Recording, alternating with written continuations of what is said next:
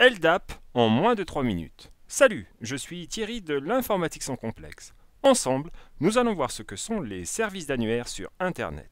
C'est parti. LDAP, c'est l'acronyme de Lightweight Directory Access Protocol.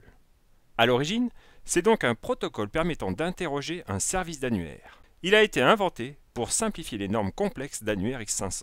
C'est un protocole qui repose sur TCP/IP. Un annuaire permet de référencer différentes ressources, que ce soit des personnes, des équipements comme des imprimantes par exemple, ou encore des fichiers. LDAP représente maintenant presque une norme complète, incluant un modèle de données de l'annuaire. Il existe d'ailleurs maintenant des serveurs dits LDAP.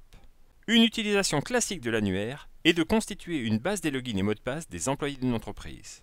Chaque application peut alors facilement réaliser l'authentification des utilisateurs en utilisant ce serveur. Dans cette vidéo, nous allons voir la structure d'un annuaire LDAP et les opérations que permet le protocole. Mais avant, n'oublie pas de t'abonner à la chaîne et d'activer les notifications pour ne rater aucune vidéo. Et clique sur le pouce pour m'encourager. Dans un annuaire LDAP, les données sont représentées sous la forme d'un arbre. Chaque nœud de l'arbre est une entrée de l'annuaire. Et chaque entrée possède un ensemble d'attributs. Les attributs d'une entrée sont définis par des schémas, c'est un peu comme les classes en programmation objet. Un annuaire LDAP va contenir des attributs normaux qui permettent de caractériser un objet et aussi des attributs opérationnels dont le serveur se sert pour sa gestion interne.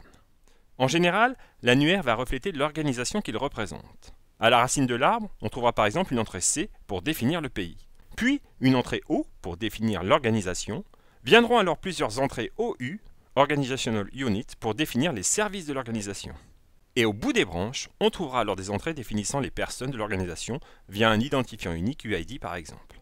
Au final, l'arbre de l'annuaire LDAP est très proche de l'organigramme de la société qu'il représente.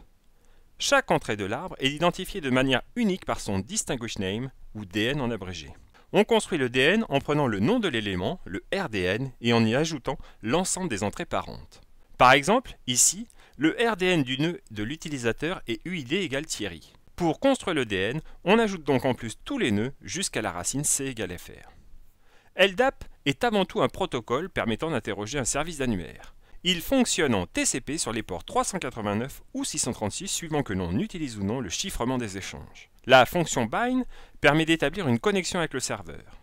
La fonction cherche permet quant à elle de rechercher une ou plusieurs entrées correspondant à des critères dans un annuaire. La fonction compare sert à savoir si une entrée existe dans l'annuaire. Elle sera par exemple utilisée pour authentifier un utilisateur en fournissant le login et mot de passe. Enfin, il est possible, pour peu qu'on en possède les droits, de faire des mises à jour du serveur.